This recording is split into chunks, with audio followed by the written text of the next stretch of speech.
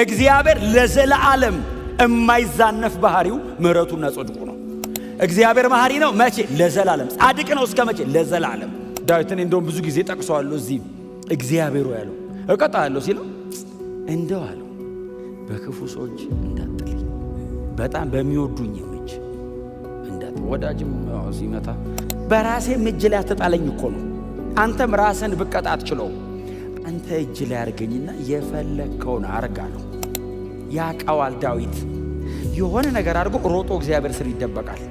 አረ እኔ እግዚአብሔር ይቅር አይለኝም የሚል ስንት አለ እኮ። ከዛ የባሰ በደል ያረገ ሰውዬ ደግሞ ይለኛል ብሎ ይመጣል። እግዚአብሔር ያንን ሰው እንደዚህ ይሏል፣ ብፁዕ ነህ። የተሰራውን ስራ አክኖሌጅ ማድረግ፣ እግዚአብሔር በልጁ በክርስቶስ በኩል የሰራውን ስራ እውቅና መስጠት። አዎ ለኔ ነው። የክርስቶስ ደም ይቀድሰኛል፣ ያነጻኛል፣ ኃጢአቴን ከላይ ላይ ያስወግድልኛል። እግዚአብሔር ድጋሚ እንዳያስበው ያደርገዋል። ዕብራውያን ምዕራፍ 8 ቁጥር 12 እና ቁጥር 13ን በጌታ በኢየሱስ ክርስቶስ ስም አነባለሁ። የጌታ ቃል እንዲህ ይላል፣ በደላቸውን ይቅር እላለሁ፣ ኃጢአታቸውንም ከእንግዲህ አላስብም። ይህን ኪዳን አዲስ በማለቱ የፊተኛውን ኪዳን አሮጌ አድርጎታል። ስለዚህ ያረጀ ያፈጀ የሚጠፋበት ጊዜ ቀርቧል። የጌታ ስም የተመሰገነ ይሁን። እንግዲህ ምዕራፍ 8 ስለ አዲሱ ኪዳን ነው የሚናገረው ተባብለናል አይደል? ስለ አዲሱ ኪዳን በጣም በስፋት እያሳየን ነው። እስከ ምዕራፍ 7 ድረስ የቀደሙት የሌዋውያንን ክህነትና አዲስ ኪዳናችን ላይ በመልከ ጼዴቅ ሹመት የተሾመውን የጌታችን ኢየሱስ ክርስቶስን ክህነት በንጽጽር አቅርቦ ኢየሱስ ወደር የለውም አይደል? በክህነት ኢየሱስ ወደር የለውም የሚል ነው። ከዛ ደግሞ አሁን ደግሞ ምዕራፍ 8 ላይ ደግሞ ሲገባ የገባንበትን አዲሱን ኪዳን በጣም እያደመቀ እየጻፈልን ነው። ምዕራፍ 9 ላይ እሱም ይቀጥላል። ምዕራፍ 9 ላይ ደግሞ በጣም ስፔሻላይዝ አድርጎ ደግሞ ሞር ጥልቀት ይጨምርና የኢየሱስ ደም ደግሞ በጣም ምዕራፍ 9 ላይ ይብራራል። ቁጥር 12 እና 13 ምንድን ነው የሚለው? ቁጥር 12 በሉት እስቲ። በደላቸውን ይቅር እላለሁ ኃጢአታቸውንም ከእንግዲህ አላስብም። በጣም ከባድ ቃል አይደል? እግዚአብሔር በደላቸውን ይቅር እላለሁ አለ። ኦፍ ኮርስ እግዚአብሔርማ ይቅር ባይ ነው ስንል ኃጢአታቸውን ከእንግዲህ አላስበውም አለ። ይሄ ክላይማክስ ነው አይደል? የአዲሱ ኪዳን አንዱ ክላይማክሱ ይሄ ነው። እግዚአብሔር አዲስ ኪዳን አደርጋለሁ ብሎ እንግዲህ ምዕራፍ 8ን ስንጀምር ጀምሮ የምናያቸው ኤርምያስ፣ ሕዝቅኤል፣ ኢሳይያስ ስለሚደረገው አዲሱ ኪዳን በክርስቶስ ኢየሱስ በኩል ስለሚደረገው ስለ አዲሱ ኪዳን ትንቢት ሲናገሩ ቆይተዋል። የቀድሞውን ኪዳን የሚያስረጅ አሁን የዚህ ደብዳቤ ጸሐፊ ደግሞ እንዳለው ከሆነ ቁጥር 13 ላይ ያረጀ ያፈጀ አለው ብሉይ ኪዳን። እኔ እንደው እሱ ስላለው ነው ምለው እንጂ በእውነት እንዲህ ለማለት እኔ ባይለው አይደለም። እንደዚህ ለማለት በጣም ያስፈራል። አሁን ብሉይ ኪዳንን የሚያክል ያ ሁሉ ተአምር የተደረገበትን ኪዳን ያረጀው አለው። ኦፍ ኮርስ አዲስ መጥቷል። ያረጀው ስንል ያፈጀው ብሎ እንዳንመለስበት አድርጎ ይዘጋዋል። ያረጀው ያፈጀው የሚለው ግን የአዲሱ ኪዳን ክብር ምን ያህል ትልቅ እንደሆነ የሚያሳይ ነው። ቃሉ ራሱ ዋው አይደለም የሚያስብለው። አሁን ያኛው ኪዳን ብለው ዕብራውያን በጣም ኢምፕረስ ይሆናሉ። የአባቶቻችን መንገድ፣ የነ ሙሴ መንገድ፣ የታላላቆች የነቢያቶች የነ ዳዊት መንገድ፣ የካህናት መንገድ ብለው በጣም ኢምፕረስ ሲሆኑ ያረጀና ያፈጀ ነው እሱኛው። በራሱ ግን ያረጀና ያፈጀ ብቻ አይደለም። ሁለተኛ ቆሮንቶስ ምዕራፍ 3 ላይ ሄደን ደግሞ አይተናል አይደል? ክብር የሌለው አይደለም፣ ሲመጣ የራሱ ክብር ነበረው። ይሄኛው በሚበልጥ ክብር ሲመጣ ነው ያኛውን ክብር የሌለው ያረገው ብሎ ሁለተኛ ቆሮንቶስ ምዕራፍ 3 ላይ እኮ ጳውሎስ እኮ አሁን አዲሱ ኪዳንን በጣም ሊያደምቀው ሲፈልግ ብሉይ ኪዳን ክብር አልባ አልነበረም፣ በክብር ነው የመጣው። መሬት እያንቀጠቀጠ፣ አለት እየሰነጠቀ፣ ተራራ እያፈረሰ፣ ድንጋይ እየበታተነ፣ ተራራ እስከ ወገብ እያነደደ፣ የተጠጋ በሙሉ እየሞተ 3000 ሰው ነው አይደል የሞተው? የዛሬ 15 ቀን ነግሬያቸዋለሁ። ኪዳኑ የተደረገበት ጊዜ እኮ 3000 ሰው እኮ ሞቷል እኮ። ድፍር ብለው ሲጠጉት እልቅ ነው ያሉት። አዲሱ ኪዳን ደግሞ የተደረገ ቀን 3000 ድኗል። አሁን ልዩነቱ እሱን ያኛው ክብር የሌለው አይደለም፣ አስፈሪ ነው፣ የሞት ነው የሚለው ለምንድን ነው? ከተጠጋው ይገላል። ለምን? ክብር አለው የራሱ። ይሄኛው ግን ጸጋና ምህረት የተሞላ ስለሆነ አዳኝ ስለሆነ ታዳጊ ስለሆነ ሞር አስጠጊ ነው። ብሉይ ኪዳን እንድታይ ነው የሚያደርግ። አትቀምሰውም፣ አትጠጋውም፣ ኤክስፔሪየንስ አታረገውም። እየተደነቅ እያማረህ ነው የሚቀረው። አንተ ውስጥ ገብቶ ስለማይኖር ኤክስፔሪየንስ ማድረግ አትችልም። አዲስ ኪዳን ደግሞ አንተን ማስጠጋት ብቻ አይደለም፣ ተራራ ላይ የሚወርደው እግዚአብሔር አንተ ውስጥ ነው ገብቶ የሚኖረው። አዲስ ኪዳን ክብሩ እሱ ነው። ብሉይ ኪዳን ተራራ ላይ ተቀምጦ እየቋመጥክ አቤት ከሱ ጋር መኖር ነበር ትላለህ። እግዚአብሔርም ከእናንተ ጋር ብኖር ደስታዬ እዚህ ድረስ እመጣለሁ ይላል። ከተጠጓችሁ ትሞቱብኛላችሁ፣ ከቀረባችሁ እገላችኋለሁ። ገዳይ አይደለም እግዚአብሔር። ክብሩን ኃጢአተኛ መቋቋም ስለማይችል ነው የሚሞተው። አዳኝ እኮ ነው እግዚአብሔር። ለምንድን ነው የምንሞተው? ኃጢአተኛ ስለሆንኩ፣ በደለኛ ስለሆንኩ። ከእግዚአብሔር ባህሪ ጋር አይሄድም የኔ ማንነት። ስለዚህ እግዚአብሔር ደግሞ ከሱ ውጪ የሆነውን ነገር ያቃጥሏል። ክብር ናቹራሊ ኮንሱመር ነው። ግሎሪ ከመጣ ኮንሱም። ዘንድሮም የእግዚአብሔር ክብር ይውረድ ብለህ ከጸለይክ እኮ ባይዘው አንተን ጥርግ አድርጎ ብቻውን ነው የሚታየው። የእግዚአብሔር ክብር ከመጣ እኔና እግዚአብሔር አንታይም፣ ብቻውን ነው።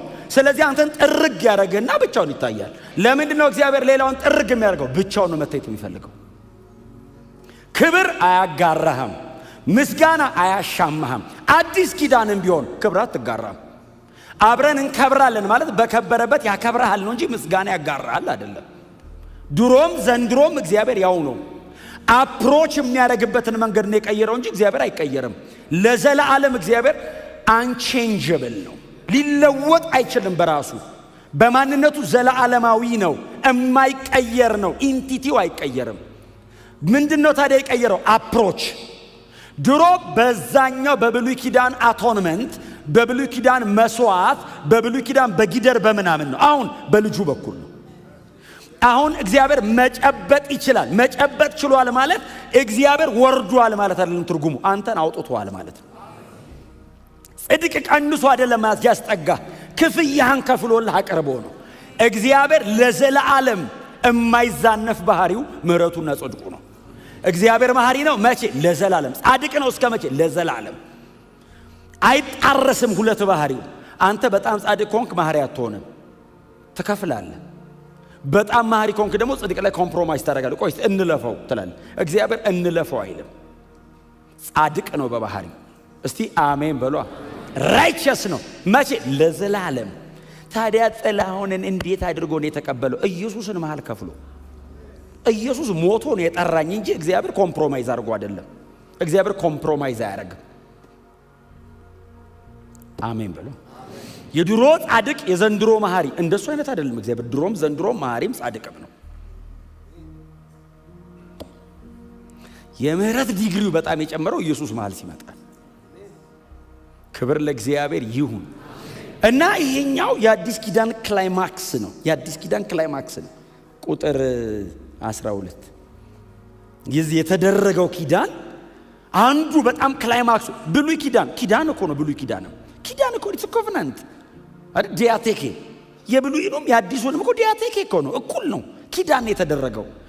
ብሉይ ኪዳን ግን የሚቀርበው መስዋዕት የሚለው ትክክለኛው የዕብራይስጡም የግሪኩም ቃል ሲተረጎም መሸፈን ማለት ነው። ባይዘው ትርጉሙ መጋረድ ምንድነው? ልክ ሲቀርብልህ እግዚአብሔር እንዳይቆጣ ይሸፍናል፣ አያነጻህም። እግዚአብሔር ሸፍኖት ነው፣ አልፎ ነው፣ ተጋርደህ ነው። የአዲስ ኪዳኑስ መቀደስ ነው፣ ማንጻት ነው።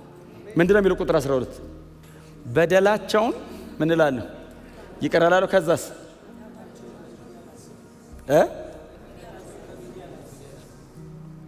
ኃጢአታቸውን ከእንግዲህ አላስብም ማለት ረስቼዋለሁ ማለት አይደለም፣ አላስታውሰውም ማለት ነው። እግዚአብሔር በዘላለም ባህሪው መርሳት አይችልም። ሁሉን አዋቂ ነው። የረሳ ቀን አምላክ መሆኑ ይቀራል። መርሳት አይችልም። አላስታውሰውም ነው የሚለው። አሜን በሏ። ረስቶት አይደለም ትቶት ነው። አያውቀውም እንዴ? ያውቀዋል። ድሮ ምን እንደምሰራ እግዚአብሔር አያውቅም እንዴ? ያውቃል። አሁን እዚህ ስመጣ ረስቶት ነው እንዴ? አይደለም። ድጋሚ አላስበውም አለ። ሰው ድጋሚ አላስበውም ሲል የሆነ ቀን ትዝ ይለዋል። እግዚአብሔር ረስቶ አይደለም፣ አላስታውስም ነው። አላስበውም ነው ያለው። ረሳሁት አይልም፣ አላስታውስም። ኖ ሞር ሪሜምበር፣ አላረግም።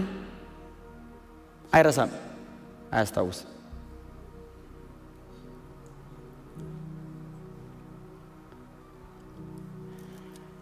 አላስበውም ማለት እግዚአብሔር አለማወቅ አይችልም፣ ማወቅ ብቻ ነው የሚችለው። ምን ያውቃል? ሁሉን ማወቅ አናቅም። ሁሉን ያውቃል ነው የምለው እንጂ ነው ሁሉን ማወቅ ምን ማለት እንደሆነ ራሱ አላቅም። አይምሮዬ ሁሉን ማወቅ አያቅም፣ ሁሉን የሚያቅም አላቅም። እግዚአብሔር ብቻ ነው ሁሉን አዋቂ። አሜን በሏ። ሁሉን ያውቃል ስትል ያንተ ሁሉ ከሆነ ነገር እስከሆነ ነገር ነው። ሁሉን ያውቃል እንላለን። የት በሰማይም በምድርም ያለው። ሰማይን ማን ያውቀዋል? ስካይ ነው የምታውቀው። ሄቨን ታውቃለህ? ሄደህ አታውቅም። መንፈሳዊ ዓለም እዛ መላእክት ሰፈር ሄደህ ታውቃለህ? አታውቅም። እግዚአብሔር ታዲያ ምንድን ነው? አይመረመርም፣ አትችልም። እግዚአብሔር የሚጠና የሚሸመደድ አምላክ አይደለም። ሊገለጥልህ በወደደ መጠን ነው የምታውቀው። የተገለጠልህን ራሱ ሸርፈ ነው የምታውቀው። እስቲ አሜን በሏ። እግዚአብሔር እወቅ ካለ ነገር ላይ ራሱ ከፍለ ነው የምታውቀው። አንተ የምታውቀውን ነገር የበለጠ የሚያውቅ ሌላ ሰውዬ አለ።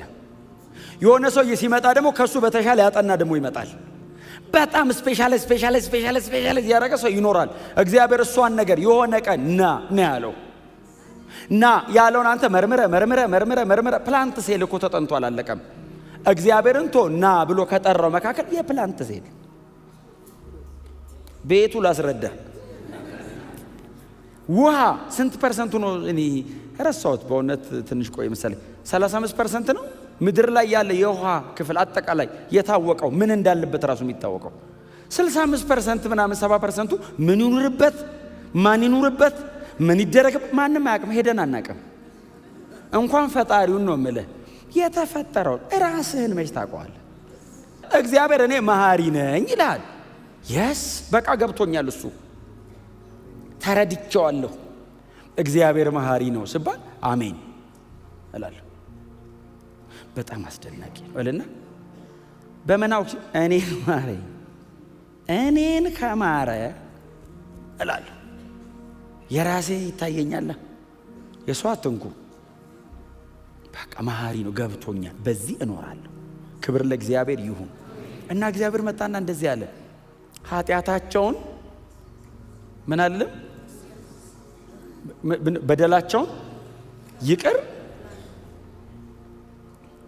በደል የሚለው ባይዘው ኮንስትራክቲቭ የሆነ ኃጢአት ማለት ነው። ድንገት የተሰራ በደል እንዳይመስል፣ በተቀናጀ መንገድ አውቆ የተደረገ ነገር አለ እግዚአብሔር። ወደ እኔ ሲመጡ እተዋለሁ። ሰው ወደ ክርስቶስ ሲመጣ፣ በክርስቶስ ኢየሱስ በኩል ወደ እግዚአብሔር ሲመጣ፣ በልጄ በኩል ስለመጣ ትቸዋል። ይቅር እላለሁ የሚለው በደላቸው የሚለው ቃል በስነ ስርዓት የተደራጀ ኃጢአት ወንጀል ማለት ነው።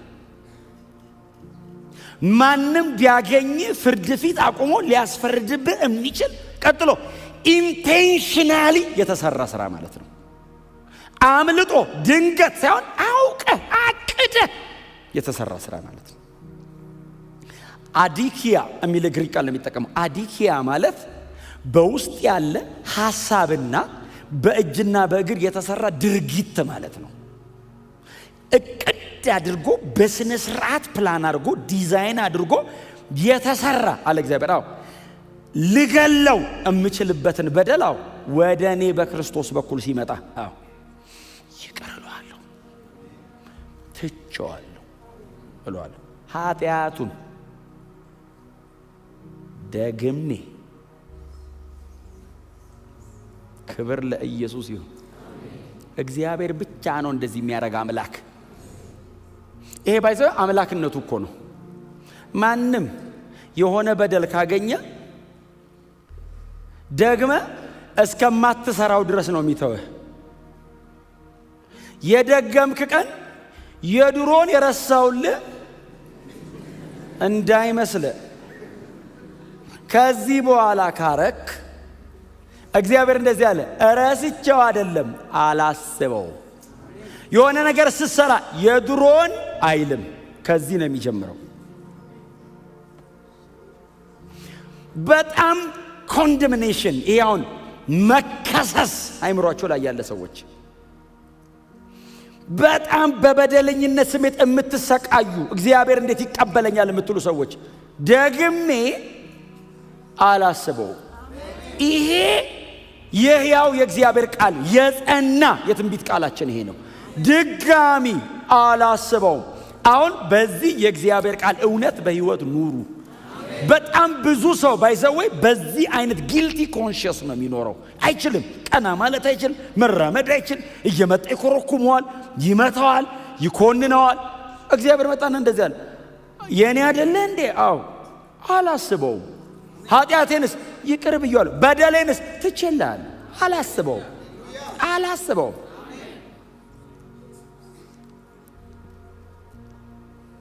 ጎናቸው ሰው እግዚአብሔር ድጋሚ አያስበውም በሉት፣ ንገሩት፣ እንዳትመለስበት በሉት። ደግሜ አላስበው ማለት the matter is settled eternally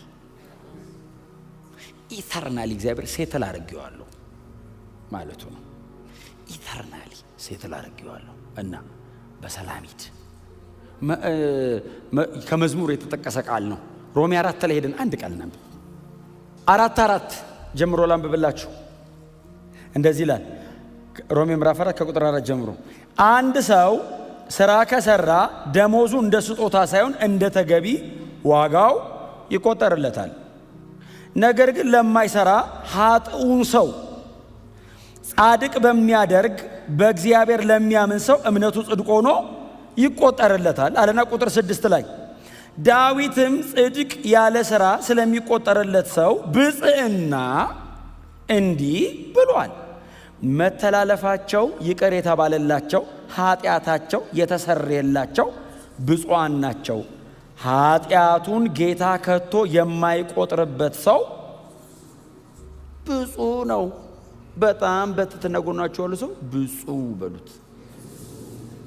ኃጢአቱን እግዚአብሔር የማይቆጥርበት ብፁዕ ነው። የማይቆጥርበት ማለት ሁሌ ከዚህም ከመጣ አይቆጠርብኝም እያለ የሚሰራ ማለት አይደለም። እንደዚህ አይነት ትምህርት የለውም መጽሐፍ ቅዱስ አፍተረው።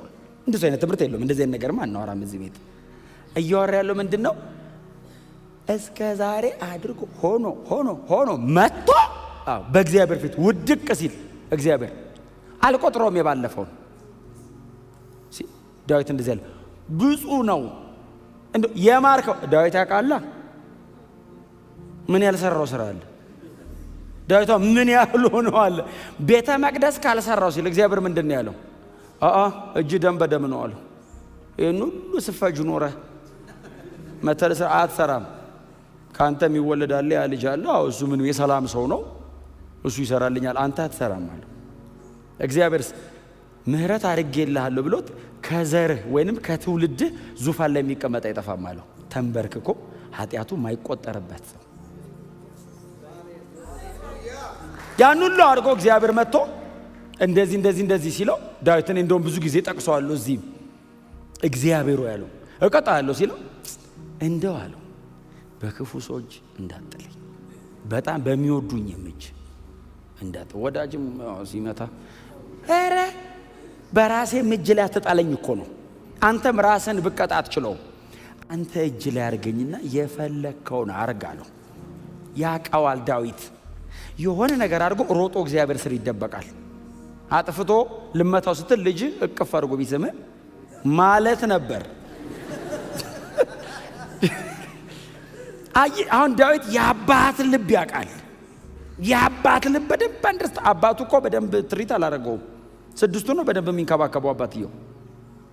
ለምንም ሲጠሩ እሱስ ገብቶታል የእግዚአብሔር ልብ ምን አይነት እንደሆነ። ስለዚህ እግዚአብሔር ሆይ ይለዋል። እግዚአብሔር ሲምረው ሲተወው እድሜውን አይደል ሽምግልናውን እርጅናውን ዙፋን ላይ ነው የጨረሰው ዳዊት። ሰው መጥቶ አልገደለውም። ዳዊት ለልጁ ነው የሰጠው ንግስናው። በክብር ነው ወደ አባቶቹ የተከማቸው። የእስራኤል ሞዴል ንጉሷ ዳዊት ነው። ከዳዊት በኋላ የመጣው ኢየሱስ ብቻ ነው በዳዊት ዙፋን የተባለው። በዚህ መጠን ዳዊት አልበደለም፣ አይቆጠርም የዳዊት በደል።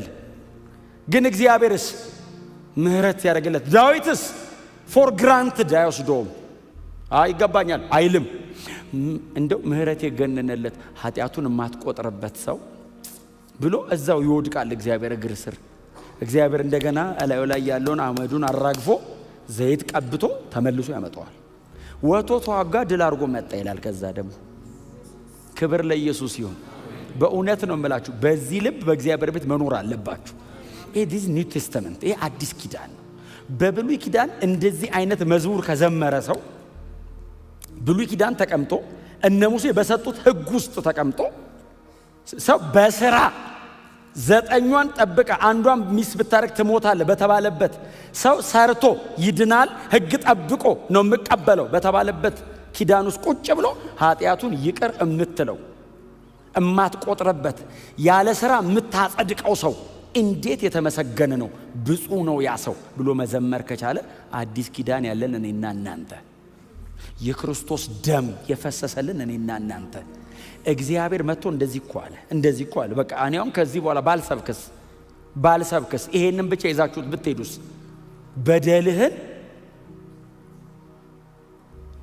ትቻለሁ፣ ኃጢአትህን ደምስሻለሁ፣ ድጋሚ አላስበውም። በጣም ከባድ ቃል ነች። ባይዘው በጣም ከባድ ቃል። እግዚአብሔር ይሄንን ድንገት አይደለም ያደረገው፣ አውቄ ነው ያደረኩት አለ። አውቄ ነው፣ ምሬ ነው፣ ዘግቼ ነው፣ ረስቼ አይደለም፣ ትቼው ነው። እግዚአብሔር ድንገት አይደለም የተወው፣ አውቆ ነው የተወው። ኢየሱስን አይቶ ነው የተወው። የልጁን ደም አይቶ ነው የተወው። የተሰራ ስራ አይቶ እግዚአብሔር በቃ ትቼዋለሁ፣ ደስ ብሎት ትቼዋለሁ። ኖ በስብከት ሞኝነት ስብስብ ስንልኛ እንዲህ በቀላሉ ዝም ብሎ ሲሰበክልን አሜን ስንል ዳዊት እንደዚህ ያለ ብፁዓን ናቸው እንደዚህ አይነቶቻው። አረ እኔ እግዚአብሔር ይቅር አይለኝም የሚል ስንት አለ እኮ። ከዛ የባሰ በደል ያረገ ሰውዬ ደግሞ ይለኛል ብሎ ይመጣል። እግዚአብሔር ያንን ሰው እንደዚህ ይለዋል፣ ብፁዕ ነህ። የተሰራውን ስራ አክኖሌጅ ማድረግ፣ እግዚአብሔር በልጁ በክርስቶስ በኩል የሰራውን ስራ እውቅና መስጠት። አዎ ለኔ ነው። የክርስቶስ ደም ይቀድሰኛል፣ ያነጻኛል፣ ኃጢአቴን ከላይ ላይ ያስወግድልኛል። እግዚአብሔር ድጋሚ እንዳያስበው ያደርገዋል። ኃጢአቱ እኮ እኔ ጋር እኮ አይደለም ያለው። እኔንማ ቀድሶኛል፣ እኔንማ አንጽቶኛል፣ እኔማ ንጹህ ነኝ። የተሰራውን ስራ ግን እግዚአብሔር እንደገና ካጠፋህበት ከእንትኑስ ከሪሳይክል ቢን ውስጥ አያወጣም። እግዚአብሔር ከዘጋበት በቃ የለም። እኔ እናንተ የለም እያለ ነው የምንኖረው። እግዚአብሔር ግን አላስታውሰው። እኔና ኦሬ የለም እኔ አራኔ አይደለሁም። ለምን አዲስ ፍጥረትና ተቀይረሃላ። በዚህኛው ኪዳን እኮ የባህሪ ለውጥ ብቻ እኮ የማንነት ለውጥ ነው ያረከው። ማንነት ተቀይሯል። እንዲህ ስተረግ አንዳንዴ ድሮ የምታወሩበት ሰፈር ሄዳችሁ ወሬ ጠፍቶባችሁ ያውቃል? ቋንቋው ምንድን ነው የሚያወሩት? ድሮ እኮ አንተ ነህ እኮ የምትመራው። ማንነት እኮ ነው፣ የማንነት ለውጥ ነው። በቃ ተለውጠሃል፣ ሌላ ሰው ነህ። በክርስቶስ ኢየሱስ አዲስ ፍጥረት ሆነሃል። በደሉን በሙሉ እግዚአብሔር ምን አስወግዶታል ከላይ ላይ። በጽድቄ ፊት መቆም ይችላል ብለዋል። እግዚአብሔር ሆይ ነገሩ ሙሉ በሙሉ ጥፍት ብሎ ነው? አይ አለ እዛ እንትን ውስጥ። ታዲያ የሆነ ቀን ትዝ ብሎ አይ አላስበው። አልሰራህም አይደለም ይልህ፣ የሰራውን አላስበው ትቻለሁ። ይሄ የኢየሱስ ደም ጉልበት ነው። ደሙ ምን ያህል ጉልበተኛ እንደሆነ እዩት። አቅሙን እዩት። የተሰራው ስራ ምን ያክል ክቡር እንደሆነ እዩት። በእውነት ነው የምላችሁ፣ እኛ ክፉ የምናደርግ አይደለንም፣ ክፉዎች ነን። አይ ስተህ አይደለም ክፉ የምታረገው። ክፉ በማንነት ምንድን ክፉ ነኝ። ክፉ ሊትራሊ ክፉ፣ ምንም ደግ ነገር የማይገኝብኝ የኢየሱስ የመስቀል ስራና የደሙ ኃይልስ ጻድቅ ነው ያደረገኝ። ጻድቅ ማለት ከድቅድቅ ጨለማ ድምቅ ያለ እኩለ ቀን ማለት ከእኩለ ሌሊት እኩለ ቀን የመጣ ነው። በቅጽበት በ3 ደቂቃ ነሳ የእግዚአብሔር ልጅ ነው ሲባል ድምቅ ያለ ፀሐይ።